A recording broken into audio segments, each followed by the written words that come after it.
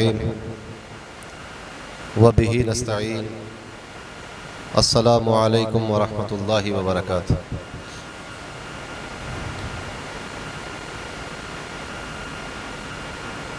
نحمدہ ونصلی علی رسولہ الکریم اللہم صلی وسلم وزد وبارک علیہ وعلی آلہ واصحابہ ووارث حالہ وعلی من لدیہ صلاۃ و سلام علیک یا رسول اللہ صلی اللہ تعالی علیہ وسلم۔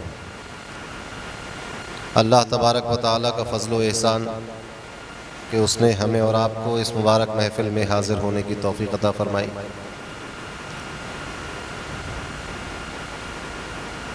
شہید بغداد عالم ربانی حضرت مولانا شاہ اسید الحق محمد عاصم قادری محدث بدایونی رحمہ اللہ کے عرس کی محفل ہے۔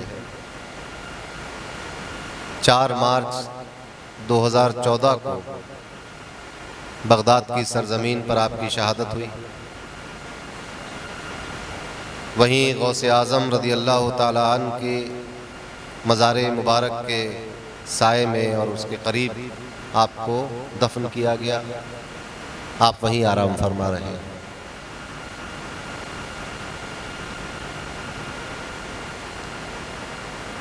بہت اچھی محفل ہوئی، نعت و مناقب، پھر مفتی صاحب کی تقریر۔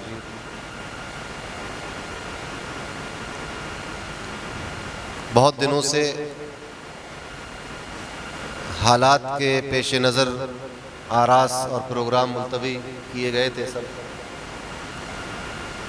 اس بار کچھ رخصت ملی اور آسانی نظر آئی تو ناظم اعلیٰ آستانہ عالیہ قادریہ برادر محترم حضرت حافظ عبدالقیوم قادری راجی صاحب نے یہ فیصلہ لیا کہ اس بار شہید بغداد کے عرس کی محفل اور لنگر کیا جائے، جس کے نتیجے میں آپ حضرات یہاں اس محفل میں تشریف فرما ہیں۔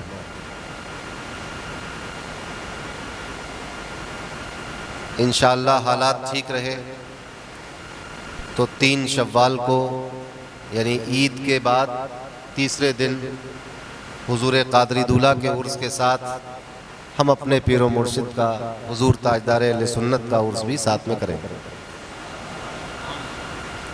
آپ کا وصال 26 رمضان کو ہوا تو رمضان شریف میں آپ حضرات اپنے اپنے گھروں پر فاتحہ کا اہتمام کریں 26 رمضان کو،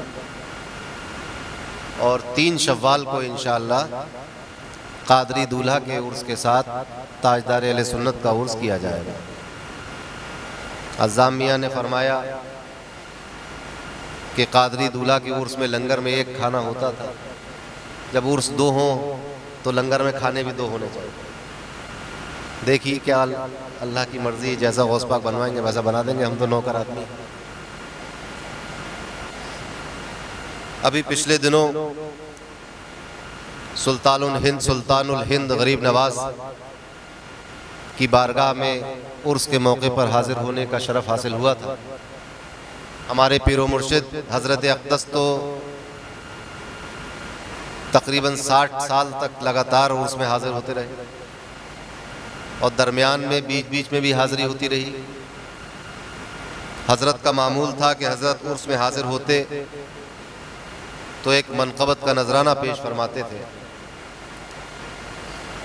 تو میں نے کوشش کی کہ حضرت کی اس سنت کو ادا کیا جائے، تو میں ابھی 6 رجب کو سلطان الہند کی بارگاہ میں حاضر ہوا تو چند اشعار ہو گئے تھے، وہ سماعت فرما لیں۔ عرض کیا ہے کہ نبی زادے علی کی جان یا خواجہ معین الدین، نبی زادے علی کی جان یا خواجہ معین الدین، تم ہی ہو ہند کے سلطان یا خواجہ معین الدین، تم ہی ہو ہند کے ہمیں کوئی شک نہیں ہے، کوئی تردد نہیں ہے، ہمیں کوئی تذبذب نہیں ہے، ہمیں کوئی اس میں کسی طرح کا ریب اور گمان نہیں ہے، بلکہ یقین کامل ہے کہ جس طرح غوث اعظم بادشاہ اولیاء ہیں، سلطان الاولیاء ہیں، نبی کریم صلی اللہ علیہ وسلم سید المرسلین ہیں، اسی طرح ہمیں یہ بھی یقین ہے کہ ہندوستان کے سلطان ہمارے خواجہ خواجگاں سلطان الہند غریب نواز خواجہ معین الدین چشتی اجمیری رضی اللہ تعالیٰ عنہ، اس میں کوئی شک اور شبہ گنجائش نہیں۔ نبی زادے علی کی جان یا خواجہ معین الدین، تم ہی ہو ہند کے سلطان یا خواجہ معین الدین۔ یہ خواہش ہے کسی دن خواب میں دیدار ہو جائے۔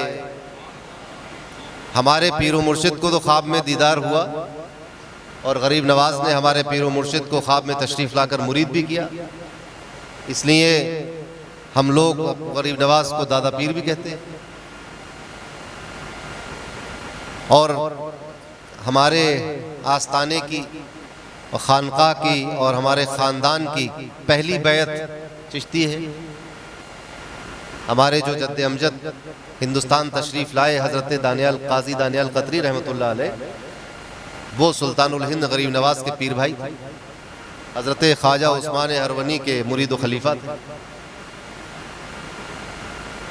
تو الحمدللہ اس کی تجدید غریب نواز نے حضرت ہمارے پیر و مرشد کے خواب میں آ کر فرمائی۔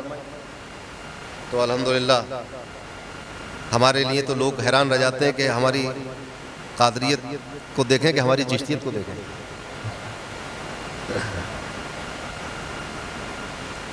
یہ خواہش ہے کسی دن خواب میں دیدار ہو جائے، نکالو دل کا یہ ارمان یا خواجہ معین الدین، نکالو دل کا یہ ارمان یا خواجہ معین الدین۔ اور عرس میں حاضر تھے تو عرض کیا تھا کہ تمہارے عرس میں مشکل کشا تشریف لاتے ہیں، تمہارے عرس میں مشکل کشا تشریف لاتے ہیں، کرا دو مشکلیں آسان یا خواجہ معین الدین، کرا دو مشکلیں آسان یا خواجہ۔ اور الحمدللہ بہت ساری مشکلیں آسان بھی ہو گئی۔ کرا دو مشکلیں آسان یا خواجہ معین الدین۔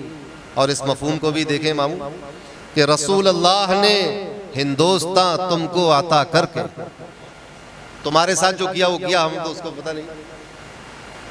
رسول اللہ نے ہندوستان تم کو عطا کر کے کیا ہم پر بڑا احسان یا خواجہ معین الدین، کیا ہم پر بڑا احسان یا خواجہ معین الدین۔ رسول اللہ نے ہندوستان تم کو عطا کر کے کیا ہم پر بڑا احسان یا خواجہ معین الدین۔ اور دعا کر دیجئے ایسی کہ ہم ہندی غلاموں کو، دعا کر دیجئے ایسی کہ ہم ہندی غلاموں کو بلا لیں اب شہ جیلان یا خواجہ معین الدین، بلا لیں اب شہ جیلان یا خواجہ معین الدین۔ اور یہ ایک استغاثہ ہے، رہے امن و امان آرام و راحت ملک میں قائم، رہے امن و امان آرام و راحت ملک میں قائم، یہ جاری کیجئے فرمان یا خواجہ معین الدین، یہ جاری کیجئے فرمان یا خواجہ معین الدین۔ اور عرض کیا ہے کہ غلاموں کے لیے بغداد ہے، طیبہ ہے، بطحہ ہے، غلاموں کے لیے بغداد ہے، طیبہ ہے، بطحہ ہے، تیرا دربار عالی شان یا خواجہ معین الدین، تیرا دربار عالی شان یا خواجہ معین الدین۔ غلاموں کے لیے بغداد ہے، طیبہ ہے، بطحہ ہے۔ جب حضور قادری دولہ کو بغداد جانے کے لیے پاسپورٹ ہندوستان کی حکومت نے نہیں دیا، جو اس وقت ہندوستان میں انگریزوں کی حکومت تھی، تو بغداد شریف جانے کے لیے پاسپورٹ نہیں دیا۔ اس زمانے میں ہر سفر کے لیے نیا پاسپورٹ ایشو ہوتا تھا۔ تو اب 11ویں شریف آنے والی ہے اور بغداد شریف نہیں جا پا رہے، بمبئی سے واپس آ گئے، تو کہاں گئے؟ اجمیر شریف گئے، اور اجمیر شریف رہے، جب تک رہنا تھا رہے۔ پھر اس کے بعد غریب نواز نے اشارہ فرمایا کہ جاؤ حیدرآباد سے پاسپورٹ لے لو۔ آپ سوچئے کہ اس وقت حیدرآباد ہندوستان کی ریاست نہیں تھی، برٹش گورنمنٹ کا جو ہندوستان تھا حیدرآباد اس کی ریاست نہیں تھی، مگر اجمیر سے جو حکومت چل رہی ہے اس کی ریاست میں حیدرآباد بھی اس وقت بھی شامل، اجمیر کی حکومت میں تھا۔ اس وقت دلی حیدرآباد کی راجدھانی نہیں تھی، ریاست حیدرآباد کی راجدھانی دلی نہیں تھی اس وقت، مگر اجمیر میں جو راجدھانی ہے، جو بادشاہ اجمیر میں موجود ہے، اس کی حکومت میں اس وقت دلی بھی تھا، حیدرآباد بھی تھا، لاہور بھی تھا، ڈھاکہ بھی تھا، کراچی بھی تھا۔ تو آپ نے حکم فرمایا کہ جاؤ حیدرآباد سے پاسپورٹ لے لو، تو حیدرآباد سے پاسپورٹ مل گیا، پھر بغداد شریف چلے بھی گئے۔ تو غلاموں کے لیے بغداد ہے، طیبہ ہے، بطحہ ہے، تیرا دربار عالی شان یا خواجہ معین الدین۔ اور یہ عرض کیا تھا کہ حضور تاجدار اہل سنت کے مریدوں پر، حضور تاجدار اہل سنت کے مریدوں پر رہے جاری تیرا فیضان یا خواجہ معین الدین، رہے جاری تیرا فیضان یا خواجہ معین الدین۔ جیسے جاری تھا ویسے جاری رہے، انشاءاللہ جاری رہے گا۔ حضور تاجدار اہل سنت کے مریدوں پر رہے جاری تیرا فیضان یا خواجہ معین الدین۔ اور ہے فیض قادری دولہا نوازش پیر سالم کی، ہے فیض قادری دولہا نوازش پیر سالم کی، بنا عشقی تیرا مہمان یا خواجہ معین الدین، بنا عشقی تیرا مہمان یا خواجہ معین الدین۔ اللہم صلی وسلم وزد وبارک علیہ وعلی آلہ وصحبہ وارثہ وعلی من لدیہ صلاۃ و سلام علیکہ یا رسول اللہ۔ شہید بغداد نے کہا تھا کہ مست مے بغداد ہم، ہے غوث اعظم کا کرم، خوف علم فکر علم خوف بلا یہ بھی نہیں وہ بھی نہیں۔ تو ان کی شہادت کے بعد جب ان کو غوث پاک نے اپنے قرب میں جگہ عطا فرما دی تو تاجدار اہل سنت نے فرمایا کہ اس کو اس طرح پڑھو، آسودۂ بغداد ہم تو وہاں جا کے لیٹ گئے بغداد، آسودۂ بغداد ہم، ہے غوث اعظم کا کرم، فکر علم خوف بلا یہ بھی نہیں وہ بھی نہیں۔ تو الحمدللہ شیخ صاحب وہاں لیٹے ہوئے ہیں اور ہم یہاں بیٹھے ہوئے ہیں، بات دیکھی ہے۔ ایسا نہیں ہے کہ بغداد مولا کی غوث پاک کی چار دیواری کے اندر ہی قادری فیض ہے۔ قادری فیض تو اگر سچا قادری ہو تو قادری فیض تو بغداد کے احاطے میں بھی اور اجمیر کے احاطے میں بھی ملتا ہے، کلیر میں بھی ملتا ہے، رودولی میں بھی ملتا ہے، دلی میں بھی ملتا ہے، تو بدایوں میں ملتا ہے۔ اگر سچی عقیدت ہے تو فیض ہر جگہ ملتا ہے۔ تو ایسا نہیں ہے کہ شیخ صاحب تو وہاں بہت قریب ہے اور ہم یہاں بہت دور ہے، ایسا نہیں ہے۔ ہم یہاں بھی، ہم بھی قریب ہیں، وہ بھی قریب ہے، سب لوگ قریب ہیں۔ غوث پاک اپنے مریدوں سے اتنا قریب ہے، فرماتے ہیں کہ میرے مرید مشرق میں ہو اور میں مغرب میں ہوں، اور اس کی ستر کھلنے والی ہو، بے پردگی ہونے والی ہو، وہ مجھے پکارے تو میں مشرق سے مغرب کا سفر طے کر کے اس کی ستر کھلنے نہیں دیتا۔ فرماتے ہیں ان یدی علی مریدی کالسماء علی الارض، میرا ہاتھ میرے مرید کے اوپر ایسا ہے جیسے زمین کے اوپر آسمان۔ تو وہ دوری نہیں ہے۔ ہاں یہ خوش نصیبی ہے ان کو کہ وہاں کی مٹی ان کے نصیب میں تھی۔ قیامت میں ہم بدایوں سے اٹھیں گے، وہ بغداد سے اٹھیں گے، مگر پہنچیں گے سب ایک ہی جگہ انشاءاللہ۔ تو یہ بھی فخر اس خانوادے کو غوث پاک نے عطا فرمایا، یہ اعزاز کے ہمارے شیخ صاحب کو انہوں نے اپنے پاس رکھ لیا وہاں پر، اور یہ بھی ایک بڑے اعزاز کی بات ہے۔ اور اسی وجہ سے تمام قادریوں کے دل کو ایک صبر بھی ہے، سکون بھی ہے۔ اگر جہاں یہ غم ہے کہ شیخ صاحب کی شہادت ہو گئی اور اتنی ایسا ہو گیا ویسا ہو گیا، وہاں یہ ایک ڈھارس بھی ہے کہ ارے ہو گیا تو کیا ہوا، وہ ہے تو غوث پاک کے پاس، تو یہ ایک ہمت کی بات ہے۔ تو غوث شیخ صاحب نے ابھی آپ نے سنا کہ اپنے زندگی میں بہت سارے مشن چلائے، تحریکیں چلائیں، لوگوں کو کی اصلاح کی کوشش کی۔ تو الحمدللہ آج اس محفل میں اسی شہید بغداد مشن کے تحت 2 نکاح منعقد کیے جائے گا۔ ان نکاحوں میں یہ شرط ہوتی ہے کہ اس میں کوئی جہیز نہیں لیا جائے گا، اور دوسرا یہ کہ بارات لڑکی والوں کے گھر نہیں جائے گا۔ جو بارات لے کے لوگ 200 300 لوگ لے کے پہنچ جاتے ہیں، پھر وہ لڑکی کے گھر والے اس کے کھانے کا اور چائے ناشتے کا اہتمام کرتے ہیں، ایک بارے گراں ہو جاتا ہے۔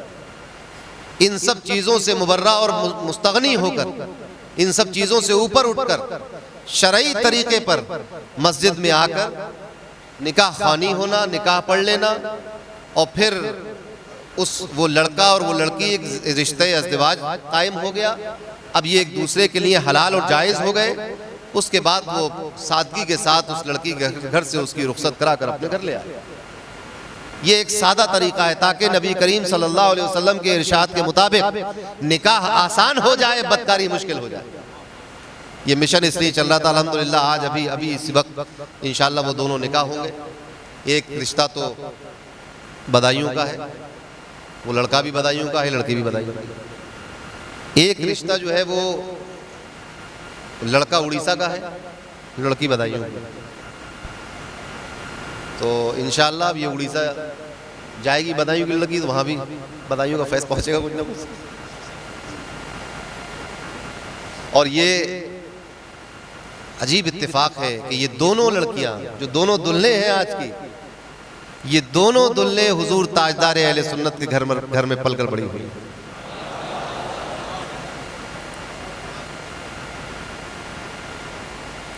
اللہ ان کی قسمت کو اچھا کرے۔ اور یہ دونوں دولہا ہیں، یہ اس نسبت سے عزامیہ کے داماد بھی ہوئے۔